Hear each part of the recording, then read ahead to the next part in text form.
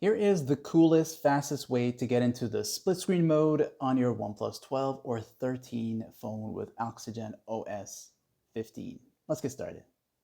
So before doing anything, make sure this particular setting is turned on. So go into the quick settings of your OnePlus phone, tap on settings right here. From here now, I want you to go down to where it says accessibility and convenience right there.